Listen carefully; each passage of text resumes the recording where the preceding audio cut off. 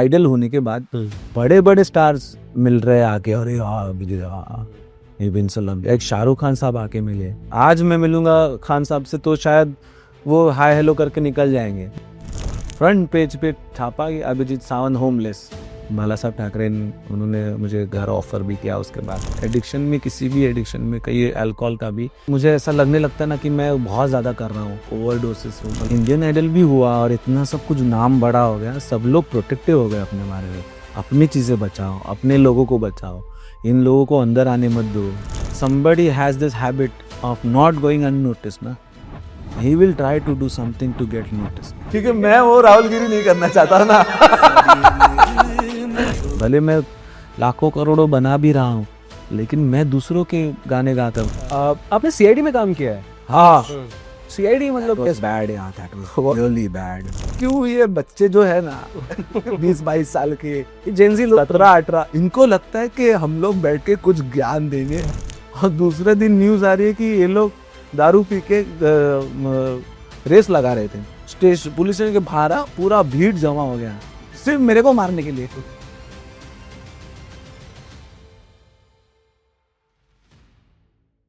मुझे ना इस पॉडकास्ट को अभिजीत को जानना है। जैसे आपने ना डीप कॉन्वर्सेशन, मुझे हाँ। थोड़ी वो सरकारी बात नहीं करनी इस पॉडकास्ट में कि हाँ अच्छा, आपने बहुत इंटरव्यूज दिए राइट? हाँ। तो सबसे बोरिंग सवाल कौन सा लगता है आपको, जो बाकी पत्रकार पूछते हैं आपसे, जो आप सोचते हो क्या पूछ रहा है रोज रोज? नहीं, ऐसा कुछ ऐसा है नहीं कि कोई चीज बोरिंग लगती है। मुझे ऐसा लगता है कि उसको जानना है, उस आदमी को जानना है ना मेरे बारे में जी। वो उसकी हैसियत के हिसाब से, अगेन वही चीज है कि जी। उसकी थिंकिंग प्रोसेस के हिसाब से उसने वो सवाल पूछा है मुझे। अब because we are into art form, आज मुझे अच्छी ऑडियंस मिलेगी, कल नहीं मिलेगी। कल मैं कहीं छोटे खेड़े में जाके परफॉर्म करूंगा तो वहाँ की ऑडियंस अलग होगी जी।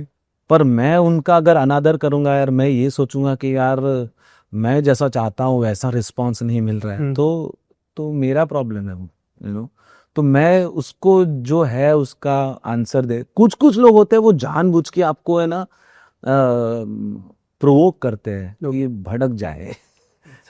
भड़क जाइए, आदमी भड़क जाए, कुछ तो बोल दे। कैसे प्रोवोक करते हैं? हाँ?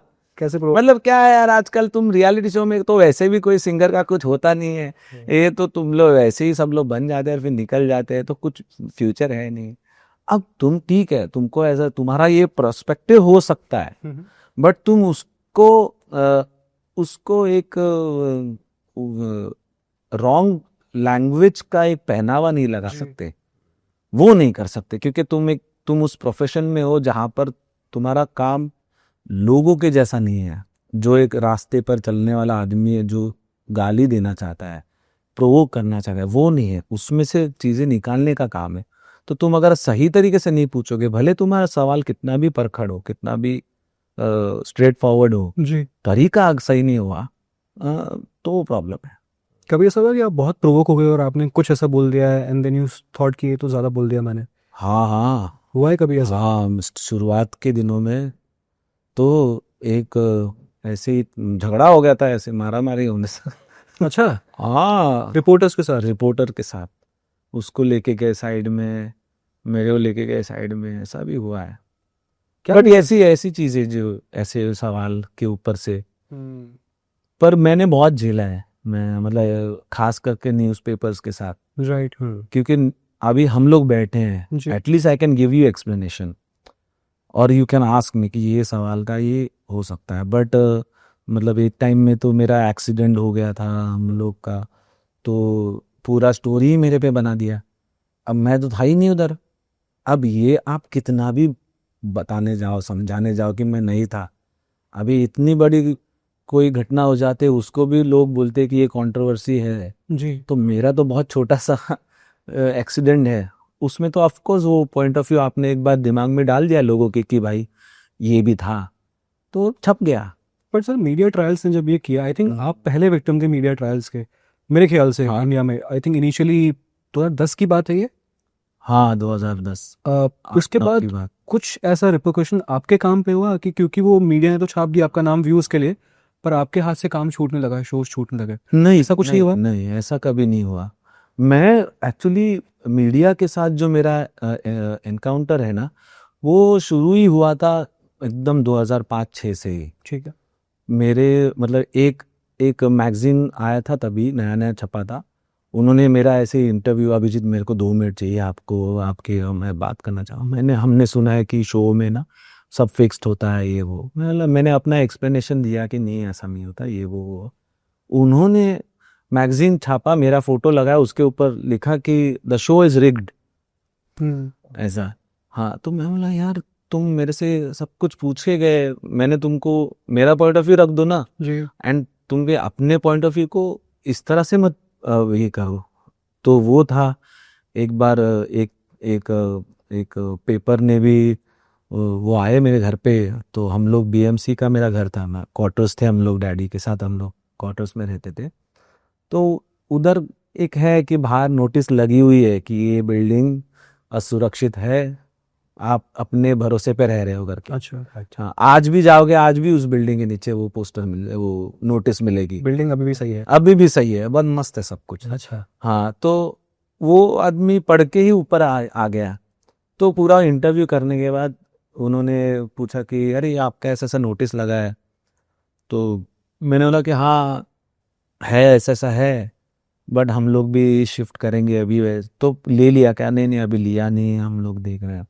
अच्छा अच्छा, तो फोटो वोटो लिया, और फ्रंट पेज पे, वो मुंबई का बहुत बड़ा न्यूज़पेपर है वो, ऐसा ऐसा नहीं, फ्रंट पेज पे छापा कि अभिजीत सावंत होमलेस। होमलेस, घर ही नहीं है इसके पास। अब मैं आइडल जीत के हो चुका है, मेरा पैसा आ गया, मैं खरीद सकता हूँ ना, बट आपने वो फ्रंट पेज पे छाप दिया। तो फिर बाला साहब ठाकरे उन्होंने मुझे घर ऑफर भी किया उसके बाद। तो लॉन्ग स्टोरी शॉर्ट की होते रहता है ये सब चीज़ें। तो बाला साहब ने वो आर्टिकल देके आपको बोला कि घर, हाँ, सर फायदा तो हुआ ऐसे देखो। उन्होंने मुझे फ़ोन किया, बोला घर पे आ जा। तो मैं आया, मिला, तो मैं ऐसा समय पढ़ा। मेरा एक बंदा है, वो बिल्डर है, मैं उसको फ़ोन करेगा, वो तेरे को चाबी ला के दे देगा, तू जा घर रख ले तू। हाँ सर, नहीं नहीं, मैंने लिया है, जी। एडवांस बुकिंग किया है। मैं भी पुराने घर में इसलिए रह रहा हूँ क्योंकि अभी तक हमारा मतलब मुझे पसंद है उधर रहना। तो बोला अच्छा ठीक है। आपने एक्सेप्ट नहीं किया वो? नहीं नहीं सर। आई थिंक आपकी इनसिक्योरिटीज क्या है? मेरी इनसिक्योरिटी चेंज होती है ये। जी। जैसे अभी 20 साल हो गए मेरे, मतलब आइडल के सफ़र को 2005 से शुरू किया था। तो पहले था कि कुछ तो करना है, वो होगा कि नहीं होगा, वो इनसिक्योरिटी थी। जब आइडल जीत लिया तो भाई इसके बाद तो मतलब मुझे याद है हम लोग एक बार टूर पे गए थे और एक सिंगर भी था। तो मुझे बोल रहा है कि तेरे को मालूम है अमेरिकन आइडल के सिंगर के साथ क्या हुआ, जो विनर था? मैंने, नहीं, पहला विनर क्या हुआ?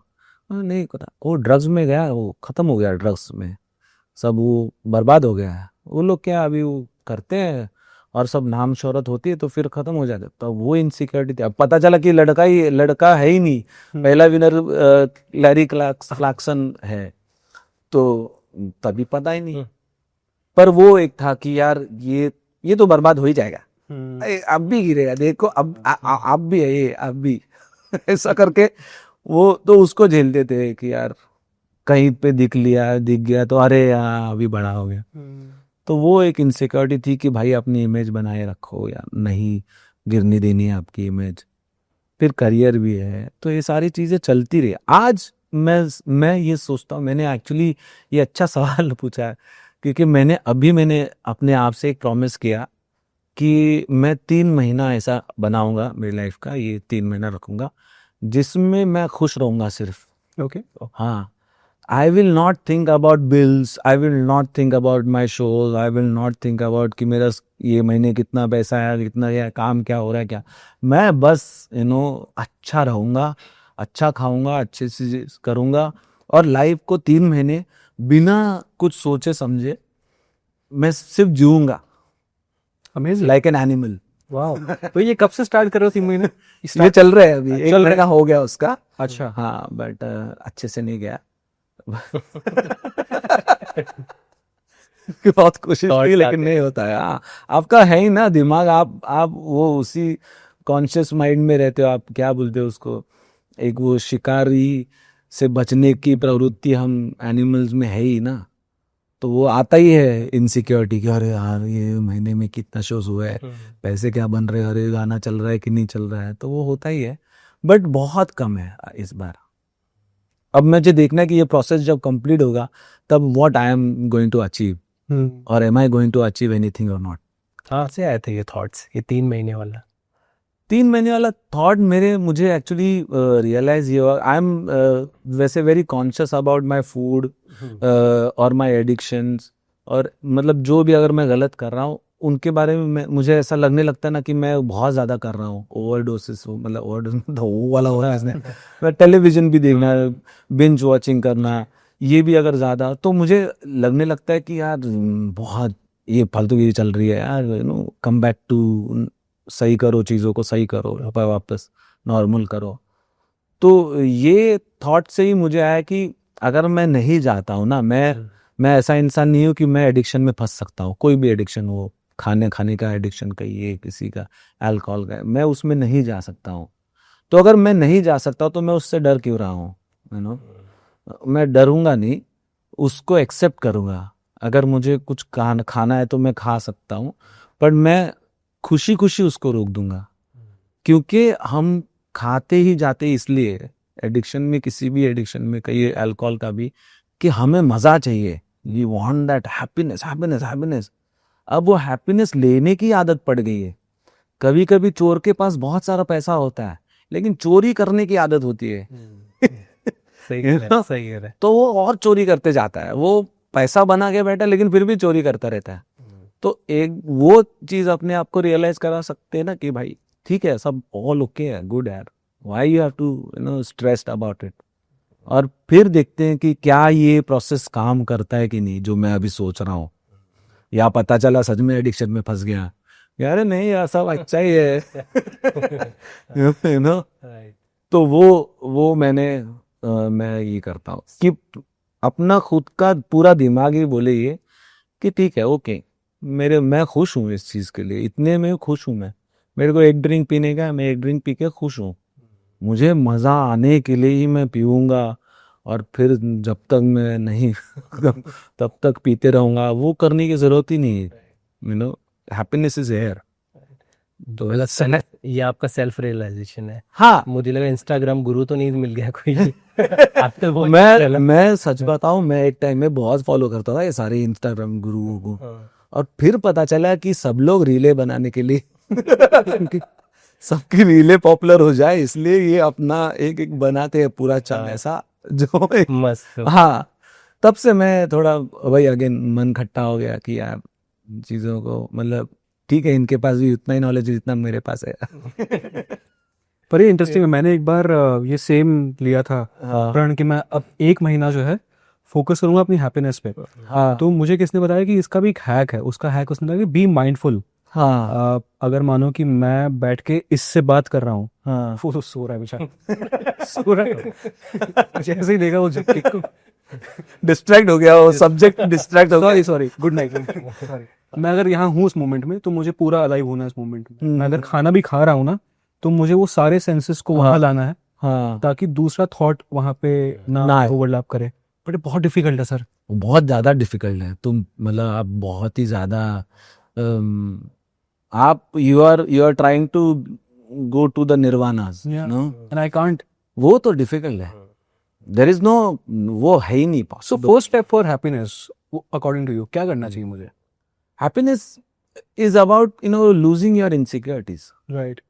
नॉट अबाउट कि दाल राइस मेरे को कितना अच्छा लगे। Again you are insecure about कि दाल राइस कि मेरे को अच्छा लगेगा कि नहीं।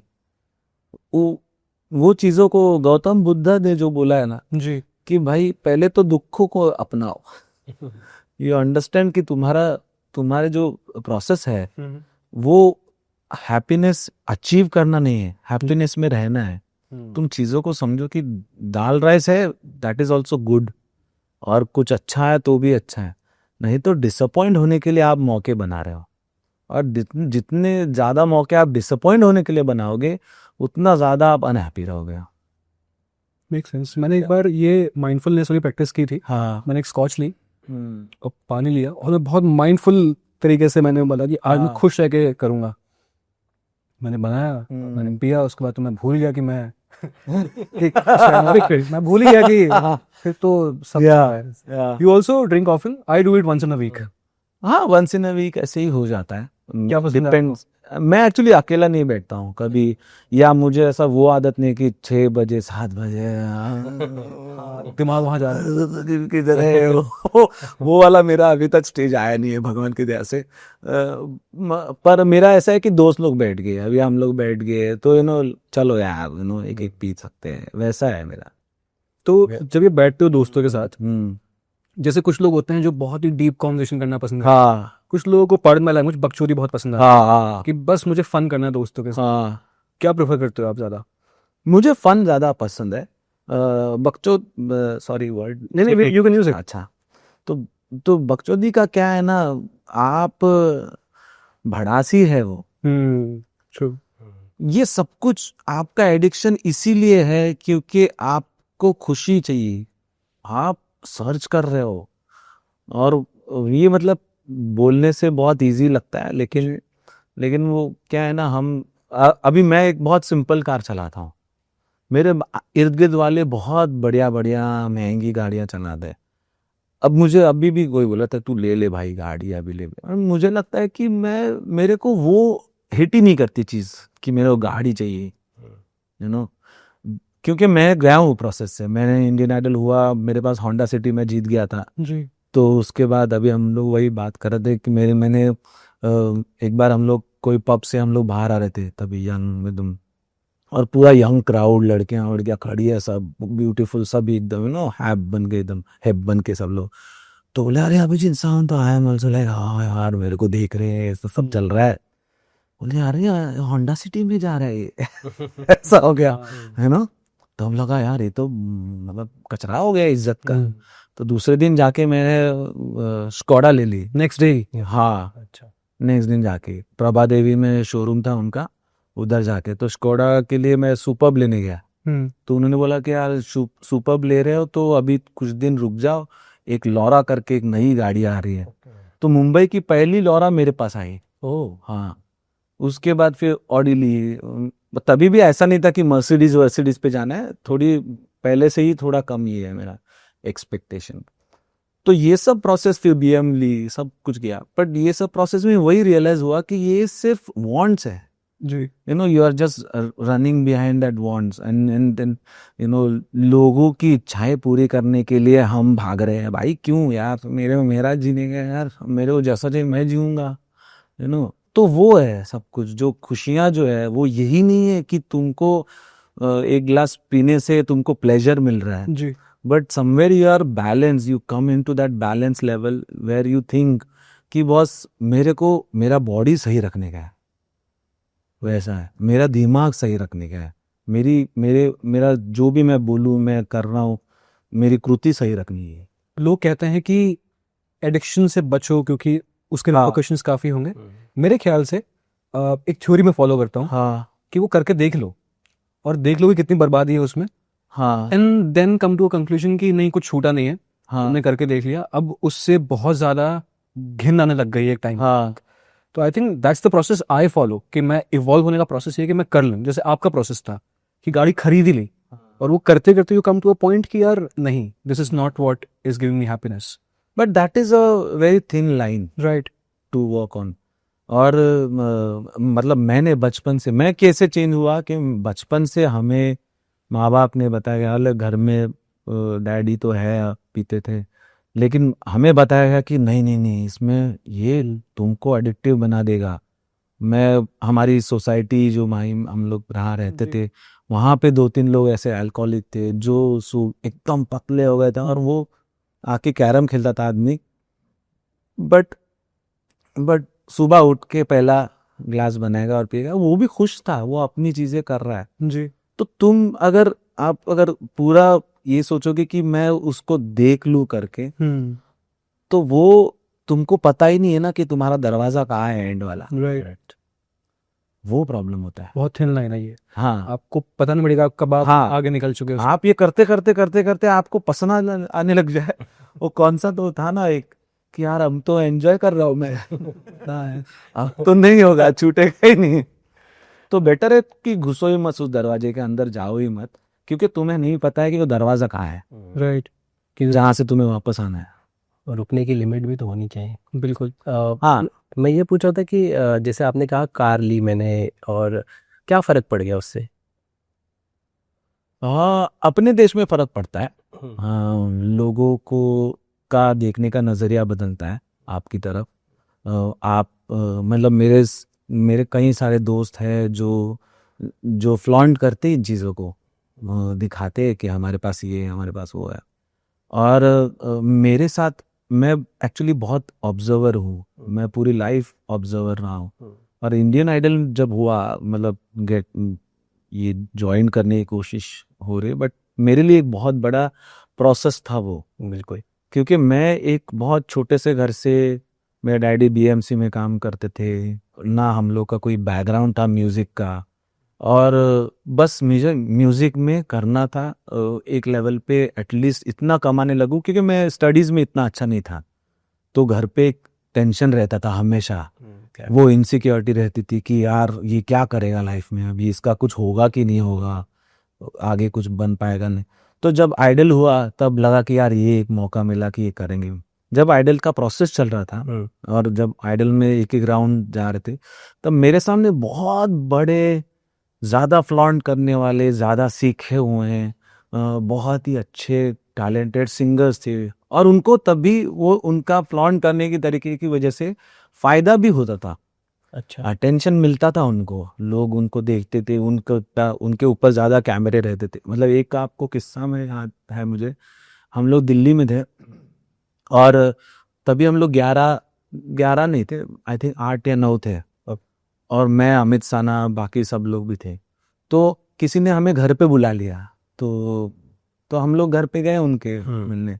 तो जो उस टाइम के टॉप 4-5 लोग थे, उनकी पूरी खातिरदारी हो रही है। हाँ, उनके लिए चाय आ रही है, कुछ चिवड़ा विवड़ा ये सब आ रहा है, और उनको, और हम 3-4 लोग बोल रहे हैं यार हम लोग भी तो है इसी कॉम्पिट, कोई देख भी नहीं रहा है, क्योंकि एवरीबडी इज थिंकिंग कि यही 4-5 लोग आगे जाएंगे, फोटो इनके साथ ही खिंचाओ, इनके साथ ही अच्छे रहो, क्योंकि यही जो है वो दिखने वाले, ये लोग तो निकल जाए निकल। पर टेबल टर्न हुआ, ये अपने आप हुआ।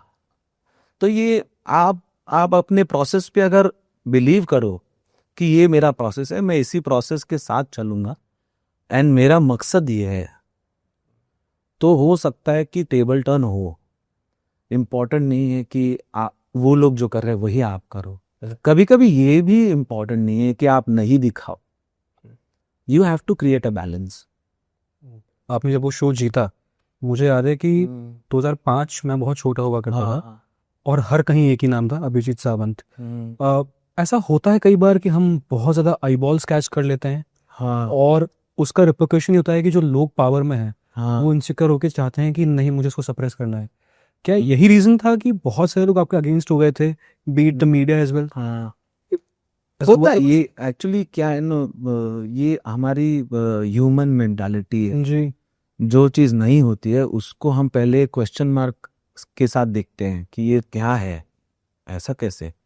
तो रिजेक्ट करना इज मोर, आप कोई भी जानवर को भी देख लो, एक डॉग को भी देख लो, उसको पहला खाने तो पहले बचेगा वो, you know, he will come into that protective situation. Right. तो जब इंडियन आइडल भी हुआ और इतना सब कुछ नाम बड़ा हो गया, सब लोग प्रोटेक्टिव हो गए अपने बारे में, अपनी चीज़ें बचाओ, अपने लोगों को बचाओ, इन लोगों को अंदर आने मत दो, यू नो, या वैसे ही रखो। जी। तो ये हुआ है, ये तो है, और ये अब बहुत कम है, अब थैंकफुली भगवान की दया से इतना नहीं है, लेकिन उस टाइम में तो था।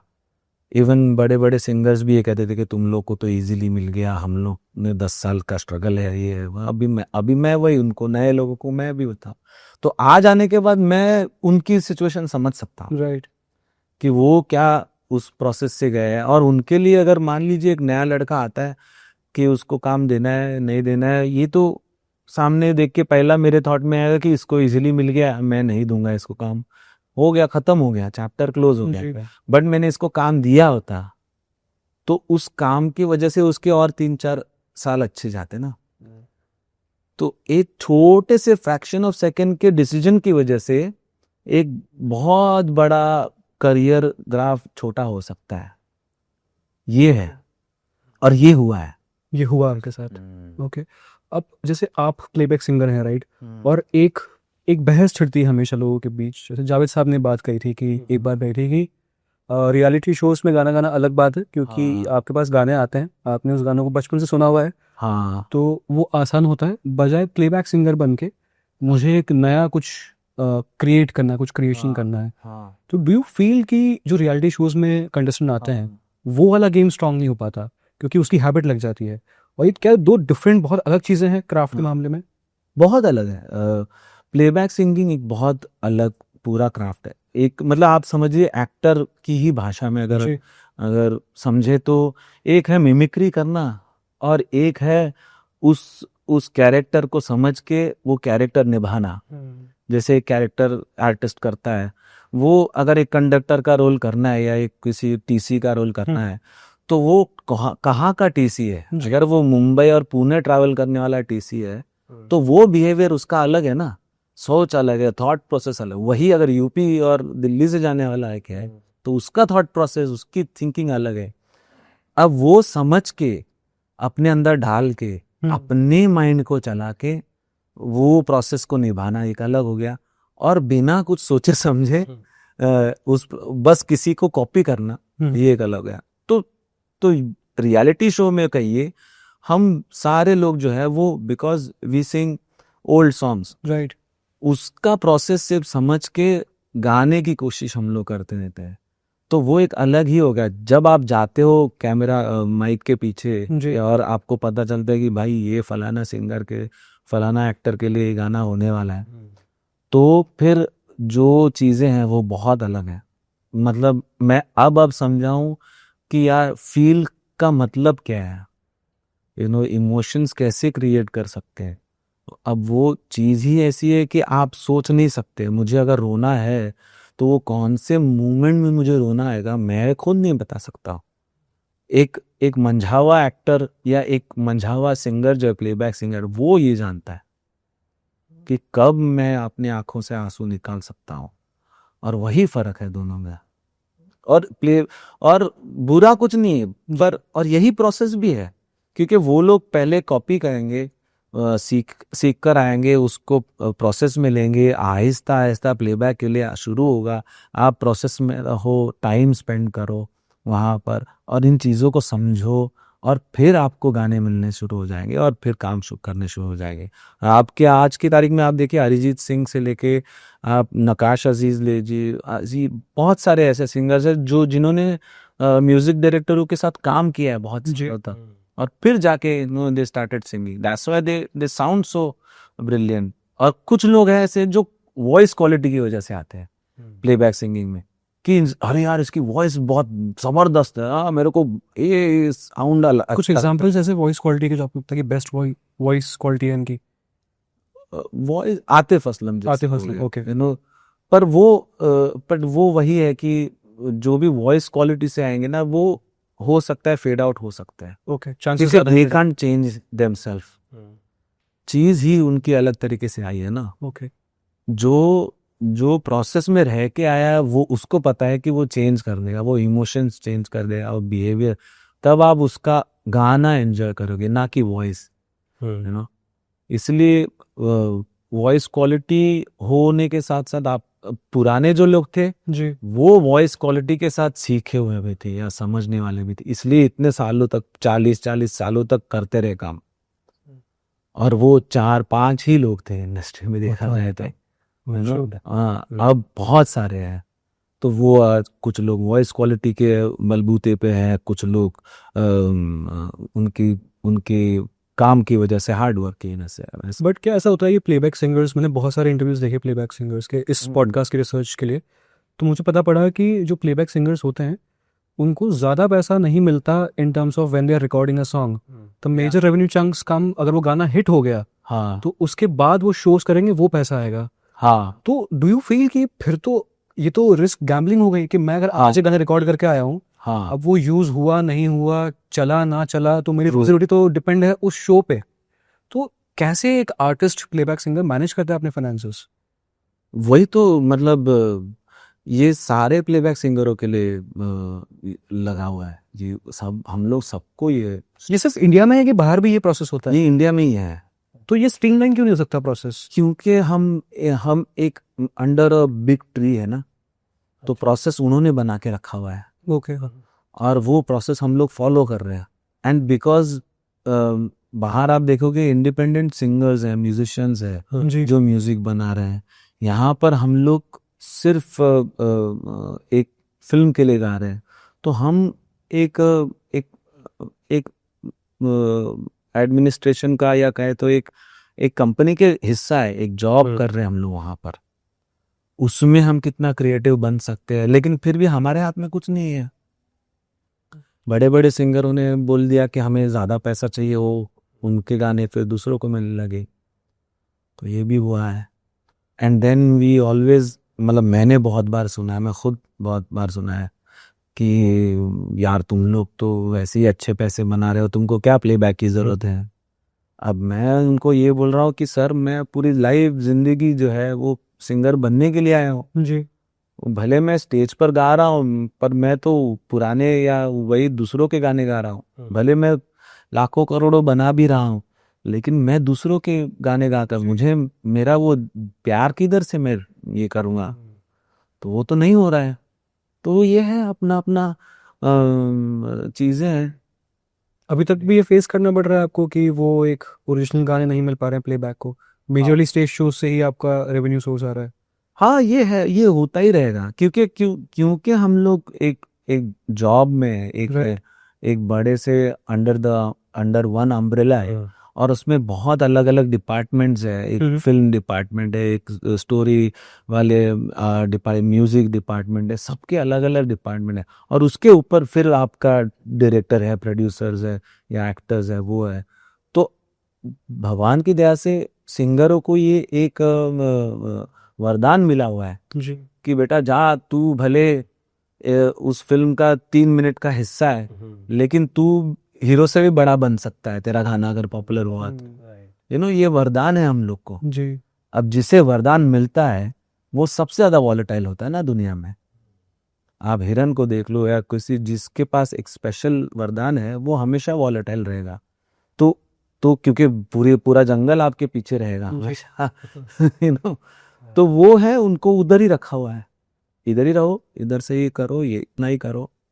और ये प्रोसेस है, हम सबको ये करना पड़ता है। लेकिन जो लोग निकले हैं इस प्रोसेस पे, या जो लोग कर रहे हैं और जिन्होंने अच्छा किया, वो लोग ने किया है ना अपने लिए अच्छा। हालांकि रिस्की ये जॉब है। इससे निकल के आप इंडिविजुअल म्यूजिक बनाना, ये बहुत रिस्की जॉब है। आप वर्ल्ड में भी देख लो तो 5 या 6 ही ऐसे सिंगर्स मिलेंगे जो 10-10, 15-15, 20-20 साल हिट म्यूजिक दे रहे हैं। राइट। बहुत ही कम लोग हैं। उसमें टर्म्स भी बना के रखने पड़ते हैं कि मेरे एक्टर के साथ अच्छे टर्म्स हो, इसके साथ अच्छे टर्म्स। नेटवर्किंग इम्पोर्टेंट बहुत, वेरी फ्रैंकली स्पीकिंग नेटवर्किंग ही है। क्योंकि मैं बहुत बार ये इंटरव्यू में बोल चुका हूँ, शायद सेम लाइन अगेन वे पे रिपीट कर रहा हूँ। लेकिन देखिए, आप कोई भी जॉब के लिए जाएंगे तो आपके पास एक सर्टिफिकेट है जी। आपके पास आपके परसेंटेज है कि मैं मुझे और ये साइंस में मुझे इतने रैंक मिले। आपके लिए जो भी एचआर में हो वो देखेगा, अच्छा ये लड़का भाई बहुत ब्रिलियंट है यार, सब कुछ सही है, इसको हम लोग जॉब पे ले सकते हैं क्योंकि इसके सभी सही बनते। एक आर्टिस्ट के लिए कोई मापदंड ही नहीं है ना, कोई मेजरमेंट्स नहीं है। जो मुझे अच्छा लगता है वो आपको अच्छा ना लगे, जो आपको अच्छा लगता है वो शायद मुझे अच्छा ना लगे। तो देयर इज, जब कोई मापदंड नहीं है, कोई मेजरमेंट्स नहीं है, तो खुला है सब कुछ। तो इसीलिए कौन स्टार बनेगा, कौन फ्लॉप होगा, कौन ऊपर चढ़ेगा, कौन नीचे आएगा, इसका कोई प्रेडिक्शन नहीं है। और इसीलिए coming back to the first point जहां पर मैं बोल रहा हूं कि एडिक्शन में नहीं जाना चाहिए, वो यही है कि आप छोड़ नहीं सकते अपने आप को, आपके ऊपर का कंट्रोल आप लूज नहीं कर सकते, आपको चलते रहना पड़ेगा। You can't get disappointed with your own craft.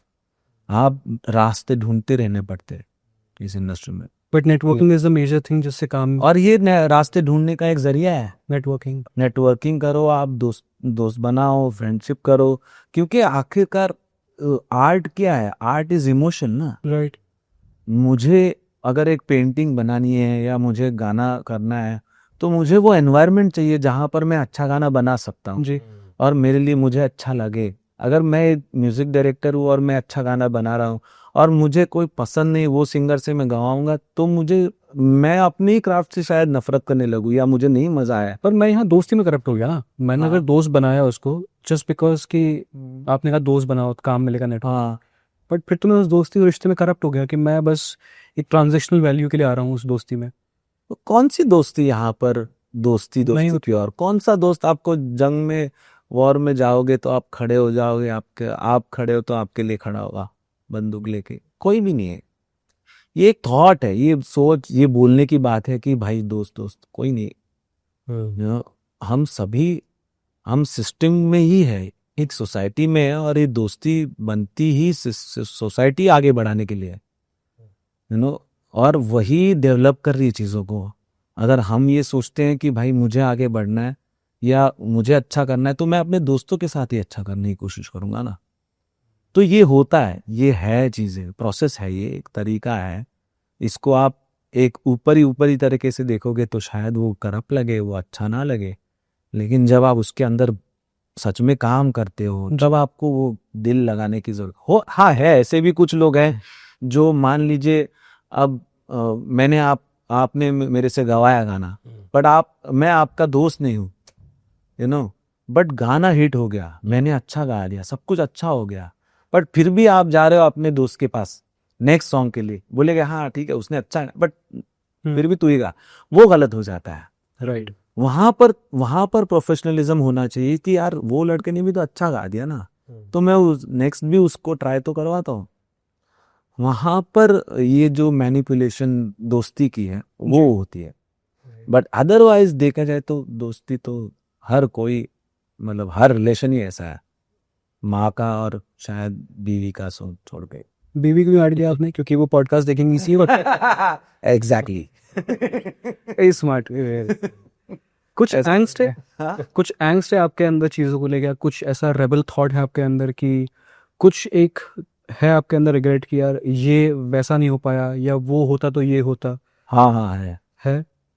जैसे आइडल होने के बाद मुझे ऐसा लगा कि सब कुछ बदल जाएगा, चीजें अच्छी हो जाएंगी, मतलब उस लेवल पे अच्छी हो जाएंगी जिस लेवल पे मैं सोच रहा था, क्योंकि उस टाइम में तो ऐसा हो गया था कि बड़े बड़े स्टार्स मिल रहे आके, अरे ये बिन सलम, एक शाहरुख खान साहब आके मिले, he was been very kind to me, and वो मतलब एक बार शो पे बुलाया मुझे परफॉर्म करने के लिए, खुद अनाउंस किया मेरा नाम कि मेरे घर पे बहुत देखे, सो दैट काइंड ऑफ।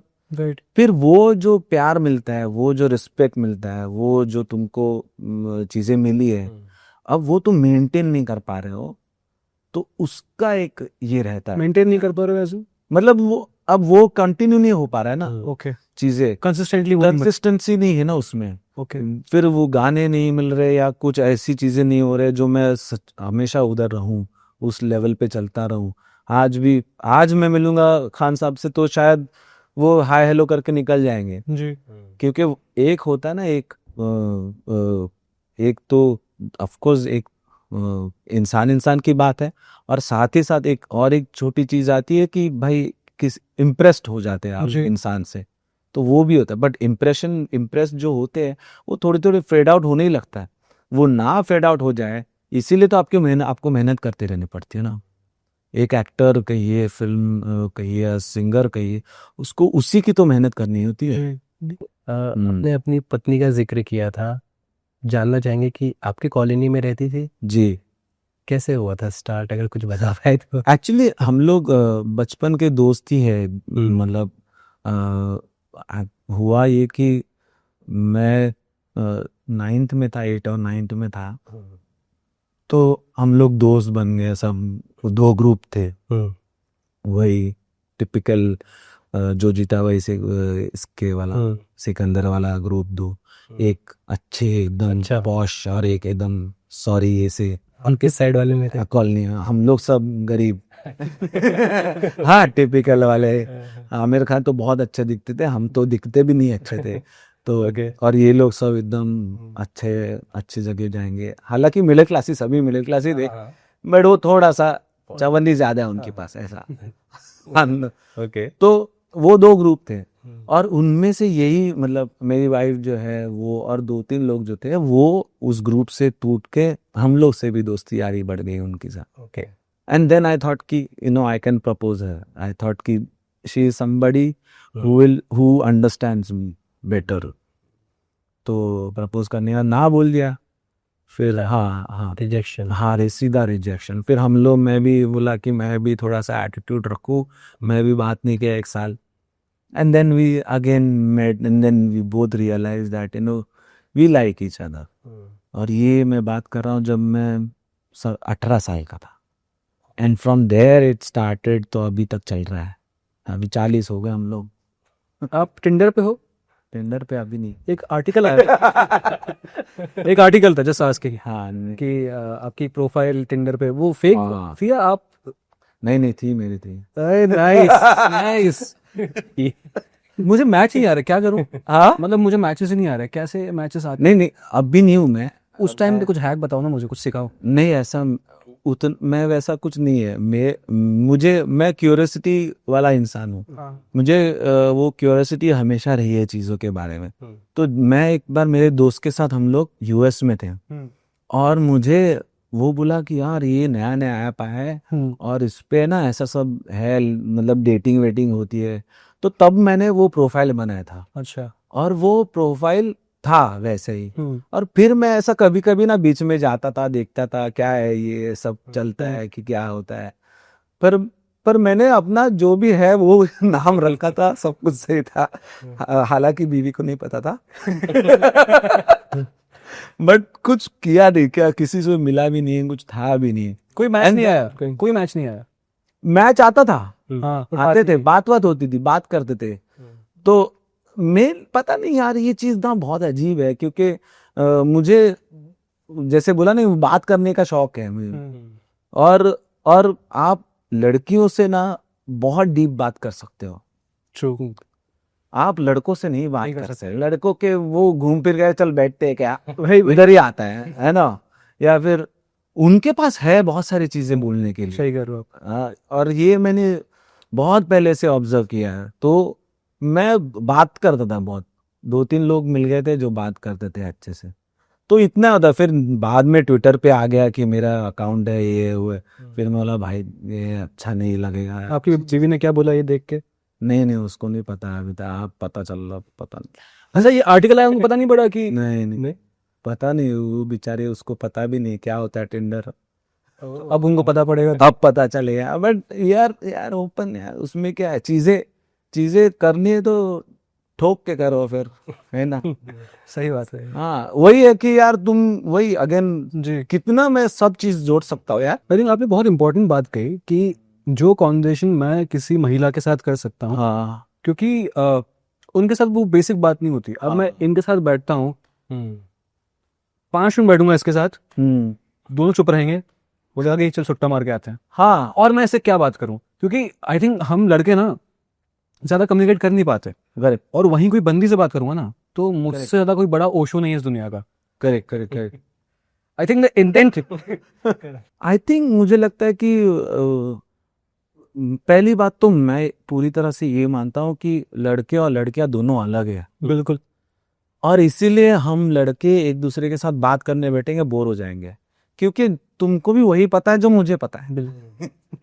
आपको नई चीज सुननी है, नई चीज समझनी है, उससे ज्ञान लेना है, समझ लेनी है, तो आप अपोजिट सेक्स के पास ही जाओगे, राइट। या उनकी ही उसमें से ढूंढोगे। एंड दूसरी बात तो हम नेचुरली ऐसे बने कि हमारी इंद्रियां अलग से काम करती है जब हम एक किसी औरत के साथ या लड़की के साथ बात करें। जैसे आपने कहा कि कि हो जाए काम इसका, ये थॉट अच्छा थॉट है ना, कि यार इसका तो काम हो जाए। मे बी उसका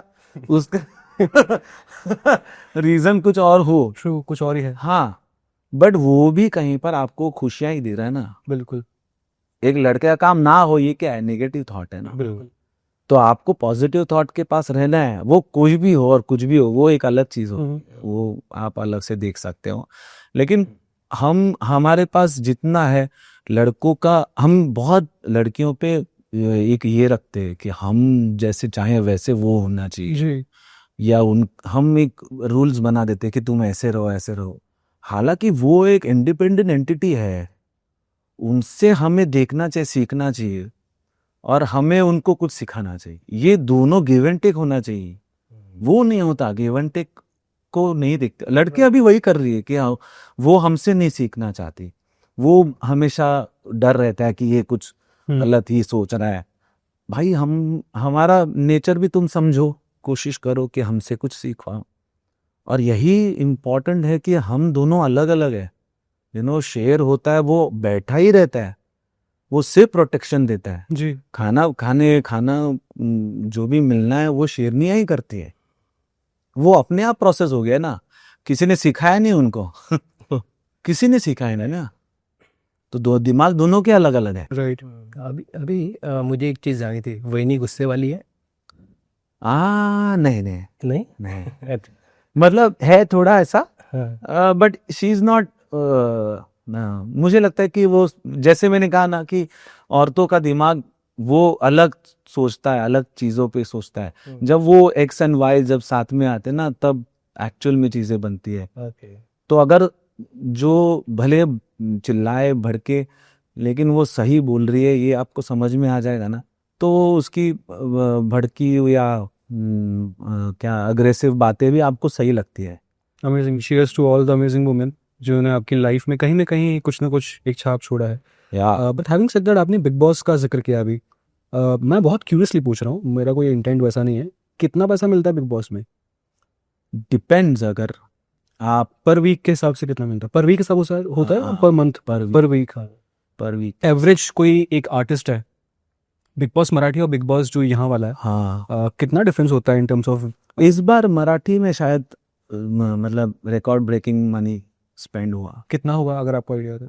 आई don't want to ballpark discuss. हाँ, अब बॉल पार्क नंबर, नहीं, अच्छा खासा, मतलब इवन हिंदी के लेवल पे चले गए। मतलब हफ्ते का, मतलब 5 करोड़ या उससे? नहीं नहीं, वो तो बहुत ज्यादा, वो तो हिंदी में भी नहीं। तो 50 लाख हफ्ते का? नहीं नहीं 10 लाख हफ्ते का? वही तो पर मैं ये बोल रहा हूँ कि इतना पैसा खर्चा किया उन लोगों ने बिग बॉस मराठी में भी, कि मतलब अफोर्ड कर पाए हम लोग। Right. जैसे मैं था, निकी थी, ये लोग, सब लोग, हम लोग को, खासकर मेरे साथ प्रॉब्लम क्या होती है, इट इज नॉट अबाउट कि अपने आप को ज्यादा ये दिखाना कि मेरे को इतना पैसा चाहिए, बट मुझे मालूम है कि if I do my normal events, I will earn more than this kind of money. तो मैं वो छोड़ के कैसे बैठूं मैं इधर 3 महीने के लिए, 2 महीने के लिए? ये भी मैं कर पाया क्योंकि मुझे ये सीजन जो हो रहा था वो बारिश में हो रहा था। Okay. तो मोस्टली बारिश के सीजन में हम लोग को काम नहीं रहता है। तो वो एक टाइम था जहां पर मैं रिस्क ले सकता था अपने साथ, पर ठीक ठाक पैसा, अच्छा खासा पैसा दे रहे। ओके, बट रियलिटी शोज की हम बात कर रहे हैं, बीच में आइडल बहुत लोग मीम्स बना रहे थे उस पर, क्योंकि हर ऑडिशन में एक आदमी आता है या सिंगर आता है और वो कहता है कि मेरे फादर रिक्शा ड्राइवर हैं और नेहा कक्कड़ जी बहुत रोती। बहुत लोग ट्रोल करते हैं कि यार ये डिसीजन मतलब उस बेस पे हो रहा है क्या? हाँ, और सारे सिंगर्स इतने गरीब कैसे हो सकते हैं? मतलब क्या वो चुन रहे थे क्या कि जो लोग बीपीएल के नीचे के सिंगर्स हैं वो आ जाओ? हाँ, तो ये कैसा है कि मेजोरिटी ऑफ लोग जो आ रहे हैं उनकी सैड स्टोरी है, मतलब हाँ, खुश लोग क्यों नहीं गाना गा रहे हैं? हाँ, is it like you feel कि need of TRP, they have chosen right people जिनकी स्टोरी हो? तो थोड़ा बहुत है, स्टोरी वाइज तो चूज थोड़ा बहुत तो चलता ही है। जी। हालांकि जब मैं जब फर्स्ट टाइम कर रहा था, तब मेरे साथ कोई स्टोरी जुड़ी नहीं थी। हमारे ग्रुप में भी एक थे जो पेंटर थे, जी। तो उनका एक क्लिप वायरल हुआ था जिसमें वो पेंट कर रहे, वो घर पे पेंटिंग वेंटिंग लोगों को जाके ला, तो वो भी उनको भी मिला, वो सब सिंपैथी गेन होता है। बट मुझे ऐसा लगता है कि कंटेस्टेंट पॉइंट ऑफ व्यू अगर मैं सोचूं, तो मुझे इम्पोर्टेंट है कि मैं नोटिसेबल रहूं शो में। इम्पोर्टेंट ये नहीं कि कौन जीतेगा कौन हारेगा, कोई रियलिटी शो में इम्पोर्टेंट ये नहीं होता कि कौन जीतेगा, बट इम्पोर्टेंट ये है कि आप अननोटिस नहीं जाना चाहिए। ओके, पर आपने कहा Indian idol 11 was fixed, you said it was more of a stage thing, you said once, हाँ you don't remember? फिक्स नहीं बोला रहेगा कि Staged. आई हैव सेड कि it is more about entertainment now, Okay. It is more about entertainment about then art. The competition. Okay. For audience point of view एक होता था कि आप क्रिकेट वर्ल्ड कप देखते हो, ये कंपटीशन है, आप वो कंपटीशन चलती है, मैच लोग जीतते जाते हैं और सबका एक ध्येय है कि मुझे मतलब हमारी टीम जीत जाए वर्ल्ड कप, इसलिए हम देख रहे हैं। पर आपकी टीम अगर बीच में हार गई तो आप फिर वो वर्ल्ड कप देखना बंद करते हो गया। कुछ लोग करते हैं, कुछ लोग नहीं करते। जो लोग अपनी टीम से ही लगाव लगाते रहते हैं वो बंद कर देते हैं, बट जो लोग गेम से प्यार करते हैं वो पूरा वर्ल्ड कप देखते हैं। Similarly in reality show also, अब जो है, पहले जो था वो कंपटीशन था तो सब लोगों ने कंपटीशन की तरह ही लिया, अब वो ज्यादा एंटरटेनमेंट की तरह बन गया है। इट इज लाइक और कहाँ है, कौन सा एक शो है या कहाँ है जहाँ पर म्यूजिक को इतना अच्छे से रिप्रेजेंट किया जा रहा है। आप भले कुछ भी बोल दो, लेकिन कहाँ पर वो पुराने गाने उतने अच्छे से प्रेजेंट किए जा रहे हैं, सुनाए जा रहे हैं, और वो जो एसेंस ऑफ म्यूजिक है वो रखा जा रहा है। वो यही तो एक दो रियलिटी शो है वही तो कर पा रहे हैं।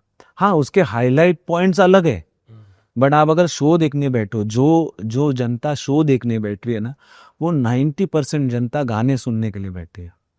जो हम बचपन में शाम हो गया तो रेडियो लगा देंगे, या कहीं पे सुबह हो गई तो अपना एक फेवरेट कैसेट लगा देंगे और फिर घर में काम करते बैठेंगे, वो माहौल आज आपको रियलिटी शो बना के दे रहा है। तो इट इज़ मोर अबाउट, आज आप देखोगे पूरा क्रिएटिव आइडियाज के साथ भरे हुए रहते हैं गाने, सब अलग तरीके से भी है, क्योंकि it is more about musical experience. और क्या है ना, मुझे लगता है कि रियलिटी शो पे बहुत इल्ज़ाम लगते हैं, ये सब गरीब को ये वो, बट आप क्रिकेटर्स भी पानी पूरी बेच रहा था, वो स्टोरी आपको पता है ना, वो भी आप लेके ही चल रहे हो ना। वो आपने क्यों खोज के निकाली? फिर बोलो ना कि वो सिर्फ लेफ्टी बैट्समैन है और वो सिर्फ बैटिंग ही कर रहेगा और उसके स्कोर पे ही रखो। फिर आपने भी कुछ देर पहले एग्जांपल दिया क्रिकेटर्स का, मुझे उससे याद आया, राहुल वैद्य से बात होती है आपकी? बहुत कम। क्यों हंस रहे, क्यों? यू क्या कर रहे हैं वो भी? अच्छा, वो विराट कोहली के मैं सुना, देखा नहीं, बात हुई कि मतलब क्या दिक्कत है विराट जी से उनको? मुझे नहीं पता क्या, मतलब क्या यार, ये सबसे डिफिकल्ट क्वेश्चन। आई थिंक उनकी पर्सनालिटी, आपने कहा था कि शुरू से ही काफी मिस्चीवियस था, बट ये जो मतलब do you feel he is somebody, जैसे मैं unnoticed, he will never go unnoticed. So somebody has this habit of not going unnoticed, na? Right. He will try to do something to get noticed. But like in this game of unnoticed और notice होने के चक्कर में विराट कोहली जी पे जो कह रहे हैं, so basically उनकी जो, जैसे मेरे ऑफिस में कुछ लोग हैं जी जो 2 दिन से काम पे नहीं आ रहे हैं क्योंकि विराट कोहली जी ने अच्छा, हाँ मतलब देश में वॉर चल रहा है बट वो ऑफिस नहीं आया क्योंकि वो बोल रहा है कि यार विराट कोहली ने जो कल टेस्ट से रिटायरमेंट लिया है, मतलब इतनी लॉयल उनकी एक फैन बेस है, और वहाँ राहुल वैद्य जी जो हैं वो like it's tough to fight with those loyal audience. हाँ, आप कैसे बोल, मतलब अगर मैंने बोल भी दिया कुछ, हाँ, अब मुझे नहीं पता कि क्या उसमें सिचुएशंस हैं, हाँ, बट मान लो एग्जांपल अगर कोहली साहब ने कुछ ऐसा कुछ ब्लॉक किया भी है, but fighting with the this fan base, repercussions के बहुत नहीं हो सकते आपके हिसाब से? हो तो सकते हैं, और मुझे रिलेवेंट भी नहीं लगती वो चीज़। राइट, उसका कोई मतलब नहीं है। अगर मतलब उस पॉइंट पे भी बात करें, चलो ठीक है, कोई सच में गलत करते हुए दिखा आपको, फिर वो कितना भी बड़ा हो तो आप बोल दो, right, then you are making a mark. Right.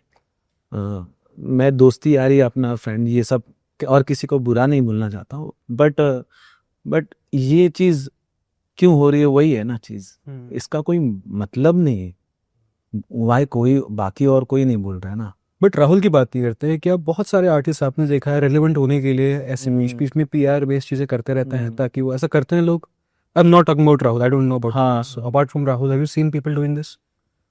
नहीं, नो, 2-3 लोग ही है, वो तो आपको पता है कौन है। नहीं मुझे नहीं पता, है बताओ ना प्लीज। नहीं, मुझे भी नहीं पता क्योंकि मैं वो राहुलगिरी नहीं करना चाहता हूँ ना। वो चीज है। आई थिंक आप जो हंसते हो ना, आप खुल के हंसते हो, और मुझे बहुत पसंद है ऐसे लोग जो आप काफी आपको देख के मुझे लगता है कि अब मेरा ही मन कर रहा है कि मैं ऐसे कोई बात कर दूं और हम साथ में हंसें। हाँ तो हम आई थिंक ये सीरियस बातें जो है ना, हाँ ये तो होती रहेंगी। हाँ। ये सोचिए कि 3 दोस्त 4, ये तो काफी नजदीकी बैठा है इस बार। सो मंगवा ही लो फिर आप में और बैक पाइपर है 7 बज गए हैं। 3 यार, 2 हाथ तो बज गए। जो आपने गाड़ी का नाम दिया ना, हाँ स्कॉडा, हाँ, मेरे दोस्त के पास थी वो, अच्छा और मैंने उसका जीवन खराब कर दिया बोल बोल के। अच्छा, यू नो व्हाई? क्यों? The name of your car हाँ आई रिप्लेस्ड R with D या एंड देन रात की निकाल। मुझे तो इतना उस पे से सुना देते सब लोग। कहा है दोस्तों ने, हाँ, अरे बाप रे बाप, मैं अभी भी हिचकिचाता हूँ बताने के लिए मैं बहुत प्रिसाइसली एकदम सही से प्रॉपर तरीके से नाम लेता हूँ कि थोड़ा भी यहाँ हुआ। हाँ वहाँ थोड़ा सा भी हो गया तो फिर हम लोग मराठी में वो कहावत है धचा मावण। स्कॉडा ने गाड़ी निकाली, हाँ सोचा नहीं कि इंडियन मार्केट में ये जाएगी। हाँ तो जो यहाँ के लौंडे हैं वो छोड़ेंगे ही नहीं। हाँ, कहाँ बैठा है? अरे मैं स्कॉडा उस पे बैठ, जल गया। उसमें भी है ना, मैं है कि पे है। नहीं, मैं अगर यहाँ हूँ तो फिर वो चल गया। वो उसमें भी बहुत फर्क पड़ता है। पॉइंट तो वैलिड है। ये आई थिंक ये बात करने वाली टॉपिक है हाँ कि ये जो गाड़ी का नाम निकाला गया है, नहीं निकालना चाहिए। आपके हिसाब से नाम, ये पिटीशन निकालते हैं हम कि स्कॉडा अपना नाम चेंज करो। मैं जब लेने गया तो मैंने बोला ये तुम क्या कर रहे हो। एक तो मुंबई की मतलब ऑलमोस्ट पहली गाड़ी मेरे घर पे और मेरे इधर ये आएगा मेरे मैं क्या बोलूंगा दोस्तों को, लौरा आई है मेरे। है कि हटा दी? हाँ? अभी है कि हटा दी? नहीं बेच दी मैं बहुत पहले ही। बट ये चीज थी और फ्लॉन्ट करता था मैं, मेरे पास दौरा है।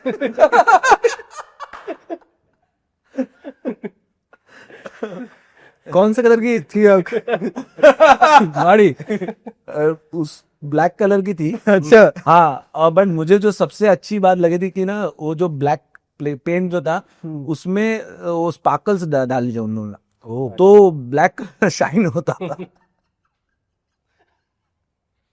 मैं कुछ नहीं बोल रहा। जिसका जो दिमाग जी हम गाड़ियों की बात कर रहे हैं। हाँ, हम गाड़ियों की बात कर रहे हैं। जी। और बताओ ऐसे किससे कुछ आपकी जिंदगी के। बस ये ऐसी है। मैं एक किस्सा बताता हूँ। हाँ। आप मेरे एक सीनियर थे, बहुत वरिष्ठ पत्रकार है। आपकी एंगेजमेंट हो रही थी, वो आपके घर पहुंच गया इंक्वायरी करने।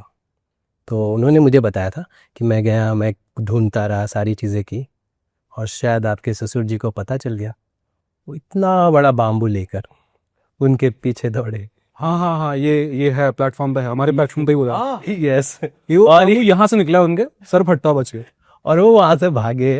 बोले मैं भागा हूँ वहां से, और कैब लकीली मुझे मिली और मैं भाग गया, वरना उस दिन कुछ भी हो सकता था। मैं नाम बताऊँ उनका? उनका नाम विक्की लालवानी है, जो रिपोर्टर है।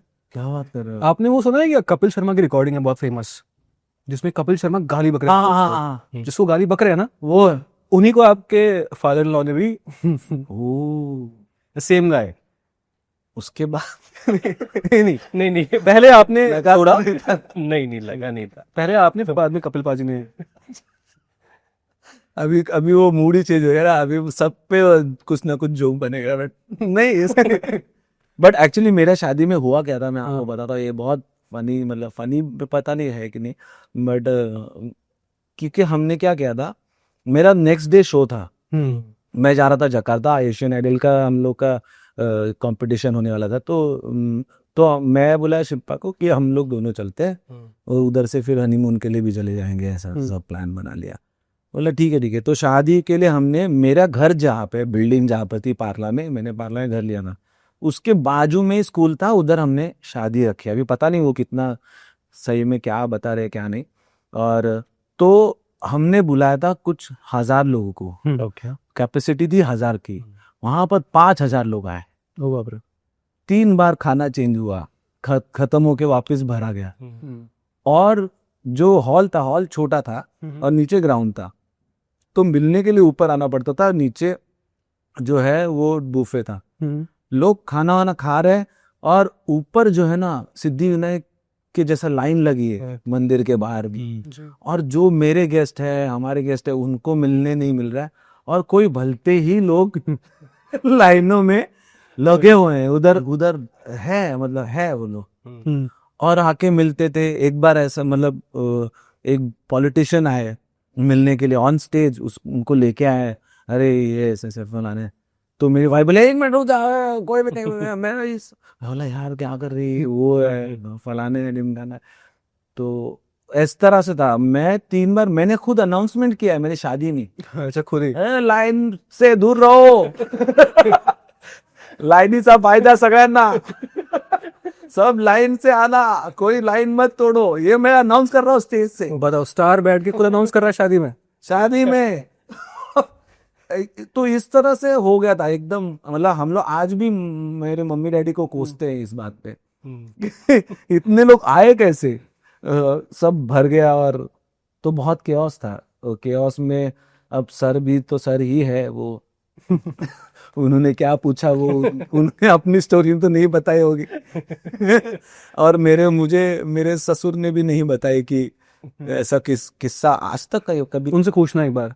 हाँ मैं क्योंकि हमारे पॉडकास्ट पे वो आए थे, हाँ विक्की लालवानी, उन्होंने बताया कि जो है अभिजीत सावंत के ससुर जी आए और बैम्बू स्टिक से एकदम घुमाया और मेरे पास यहाँ से गया वो, और वो पीछे भागे उनके, वो भाग भाग के वो बिल्डिंग के बाहर आया, आई थिंक माहिम में, अच्छा माहिम वाले घर पे। अच्छा।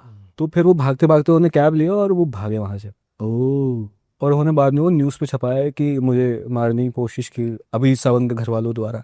ओह, ये तो रिपोर्ट भी नहीं मत पता मुझे। नहीं पता आपको? आपको नहीं फर्क पड़ता ना इतनी सब न्यूज़ से, आपके बारे में लोग क्या छापते हैं। आई थिंक आप उस पीरियड से निकल चुके हैं। हाँ मुझे अभी उस चीज में नहीं पढ़ता हूँ मैं। ये मुझे इस चीज से अभी डर लगता, क्योंकि क्या होता मालूम है, ये जब चीजें इससे पहले जो हुआ था ना, तो आइडल जब खत्म हुआ था तो उन्होंने पीआर हम लोग के लिए अपॉइंट किया था जी। तो वो हमारे साथ लेडी वो ट्रैवल करती थी और हम सारे जगह, और भीड़ हो रही है, ये सब हो रहा है, ये सब चल रहा था। उसके बाद जैसे खत्म हुआ ही उनका मतलब शो खत्म हुआ, हम लोग सब अपने अपने घर में चले गए, तो जो तब न्यूज वालों का एक अलग चेहरा आया जी। जो पहले आ रहा था कि अभिजीत ये तुम बड़े हो गए, फिर आया चेहरा कि ये रिग्ड है, ये फलाना है, ढिमकाना है। तो मैंने वो लड़की को फोन लगाया कि यार तू बोलना यार, इन लोगों ने क्या न्यूज छापा है मेरे बारे में ऐसा।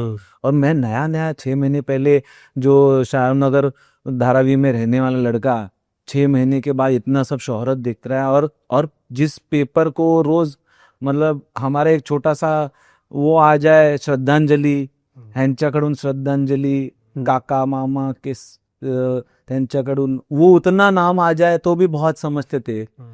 वो उस लड़के का नाम पूरा पेज पे आ रहा है और नेगेटिव न्यूज में आ रहा है। राइट। तो मैं वो न्यूज़पेपर को फोन लगाया कि यार आप ये ऐसा, तो बोला ठीक है ऐसा करके, मतलब ये हड़का दिया एकदम से कि जो हम छाप। इवन जब मेरा एक्सीडेंट नहीं हुआ था, मेरे फ्रेंड का एक्सीडेंट हुआ था ये पार्ला में, सेंटा क्रूज में, और वो सब मॉब जमा हो गया, उसको उन लोग को थोड़ा मैन हैंडल किया, मारामारी हुआ उधर, और पूरा न्यूज़ जो है वो मेरे ऊपर बना। क्योंकि आपके कीवर्ड से टीआरपी आती है ना, आपके नाम से टीआरपी आती है, बाकी शायद नहीं आती होगी उनको। वो अभी आपने बोल दिया खुद ही, तुम मैं तो बता रहा हूँ आपको ऑनेस्टली। हाँ, यही होता है। तो पुलिस स्टेशन में मैं जिसको बचाने गया था उसकी वजह से मैं सुबह 5 बजे तक मैं बैठा हूँ, और दूसरे दिन न्यूज आ रही है कि ये लोग दारू पी के रेस लगा रहे थे। अच्छा, हाँ, मैंने भी ये न्यूज़ सुनी थी। हाँ, रेस लगा रहे थे, और रेस में ये लोग एक दूसरे को चेस कर रहे थे और एक ने उड़ा दिया। हालांकि उस दिन पहली मीटिंग थी साई की, मतलब जो सिंगर एसोसिएशन कि पहली मीटिंग हो रही थी आजीवासन में, इनके यहाँ पे सुरेश जी के यहाँ, सुरेश वाडकर उनका। तो वो मीटिंग में मैं था और ये लोग 3 लोग जो है ये भी सारे सिंगर्स ही थे। ये पहले निकले, इनका एक्सीडेंट हुआ, उन्होंने मेरे को फ़ोन किया, तो मैं फिर निकला, मैं उधर वो और एक सम्मिलन सबवे है उधर से घूम के उनको ढूंढते ढूंढते तब मैं पहुंचा उधर स्पॉट पे।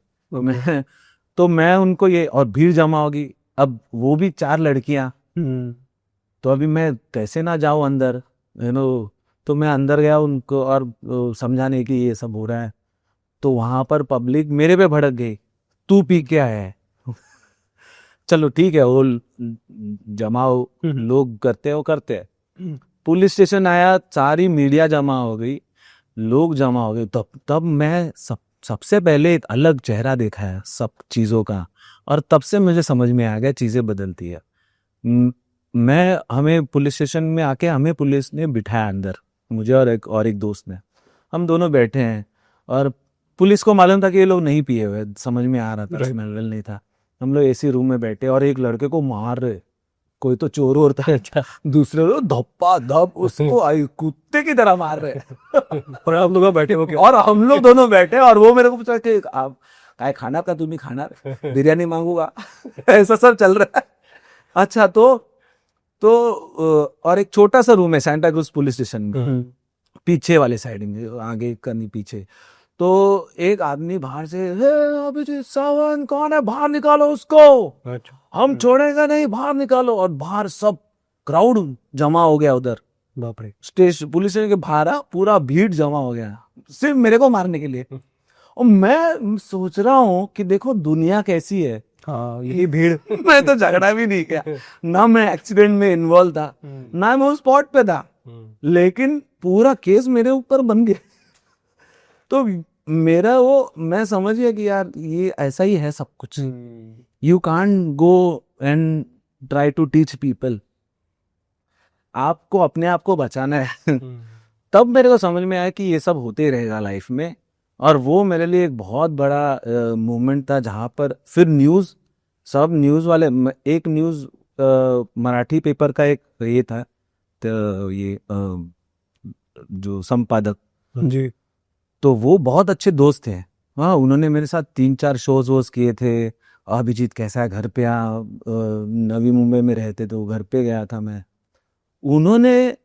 मैं फ़ोन में दूसरे दिन छाप दिया कि ये दारू पी के लोग चला रहे थे और इन्होंने ही ठोकी और मस्तियाँ चल रही थी।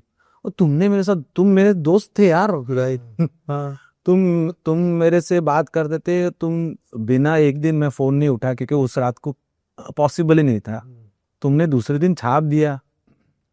तो ये फिर अब इतने साल निकलने, वो फ्रस्ट्रेशन और वो गुस्सा, वो आपका इनसिक्योरिटी के बाद, अब जब यहाँ पर बैठ के मैं सोचता हूँ ना, तब मैं सोचता हूँ कि सबके अपने अपने काम है, सब अपनी अपनी ड्यूटी कर रहे हैं, उसको तुमसे कोई मतलब नहीं है, उसको तुम्हारा बुरा भी नहीं चाहिए होगा, पर वो नहीं लिखेगा तो शायद उसका नाम खराब हो जाएगा। हाउ यू आस्क्ड अबाउट की रियलिटी शो नहीं होगी चीजें तो शायद शो नहीं चलेगा। राइट।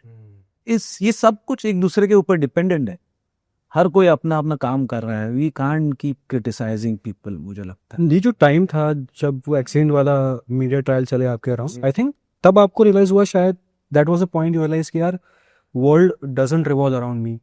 ऐसा आपको लगा कि यार शायद ये वही भीड़ है जो मेरे शोज में चिल्लाती है अभी तभी जी, और ये वही भीड़ है जो आज मुझे मारने आई है जी, और ये सब 5 साल के बीच में ही हुआ है। जी।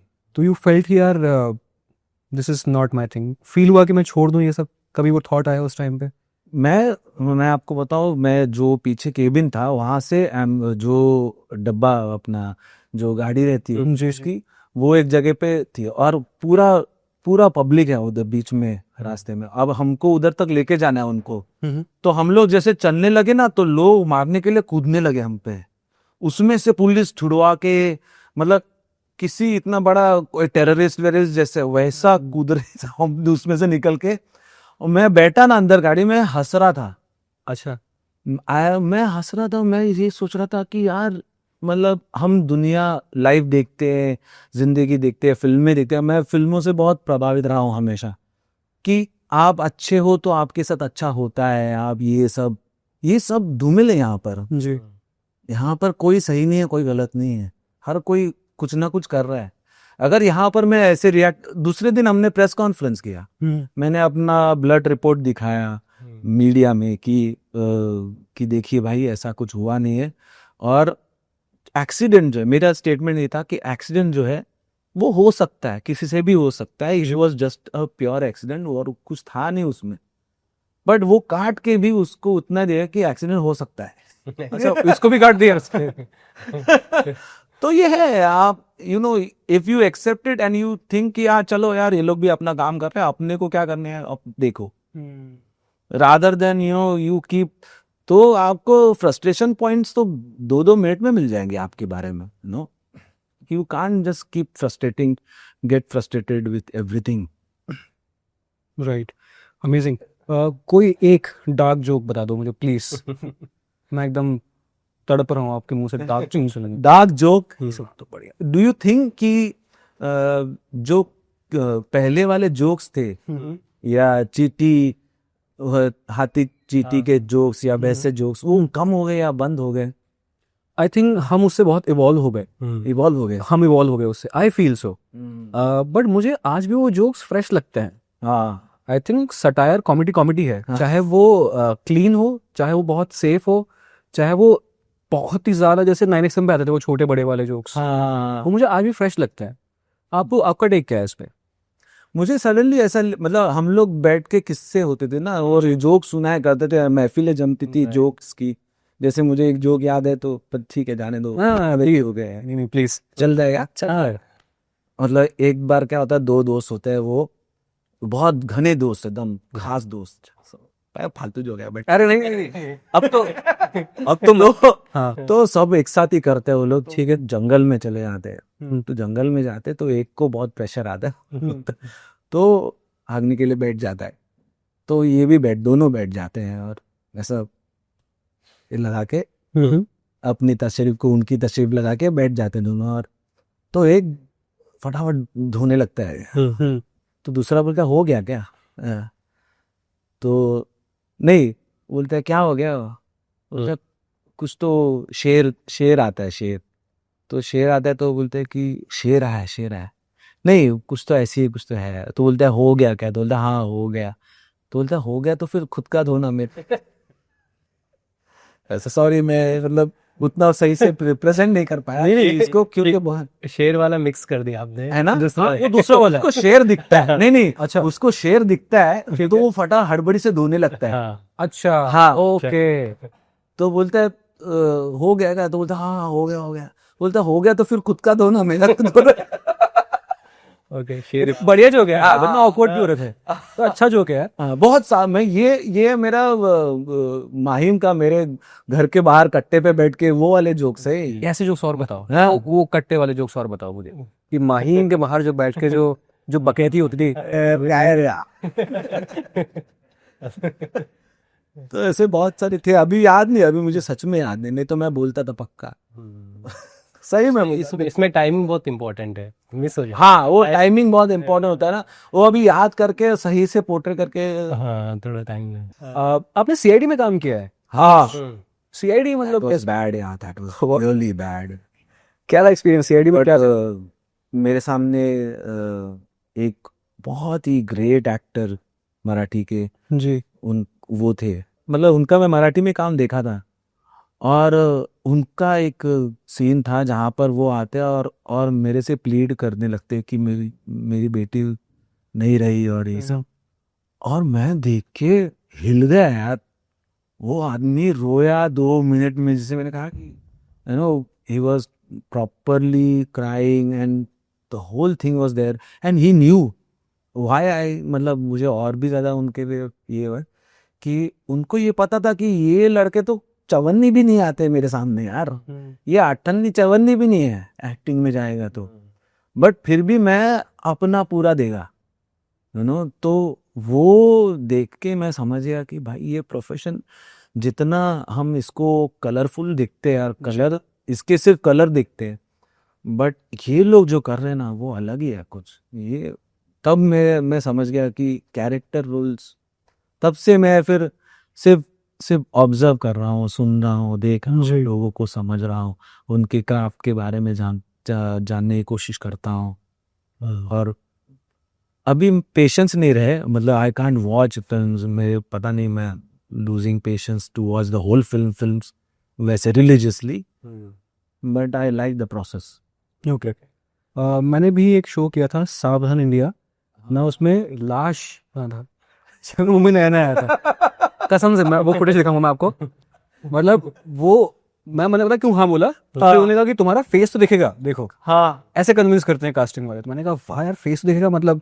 हाँ फिर मैं लेटा तो जैसे ही कैमरा आया तो उसने मेरे फेस पे वो चादर ढक दी। Oh shit. और मैंने कहा यार अब तो क्लोजअप लगा है, अब वाइड में दिखा दिया, क्लोजअप में तो वो कर दिया, और मुझे वो 1200 में मिले। मैंने कहा यार ये क्या बात है यार, मतलब लाश बनाओ और लाश की क्या एक्टिंग करूं मैं। The whole acting is you have to just don't breathe. हाँ the only brief was don't breathe. Right, don't breathe. Don't मतलब अगर मैं ज्यादा ब्रीथ करूं हाँ। तो पेट ऊपर नीचे दिखेगा ना, हाँ, दे सेड कि एकदम चित्त हो जाओ। मैं एक बात बनता हूँ क्या? अच्छा कंप्लीट कर लो। नहीं नहीं प्लीज बोलो बोलो। मैं इसकी भी प्रैक्टिस करता था लाश बनने की।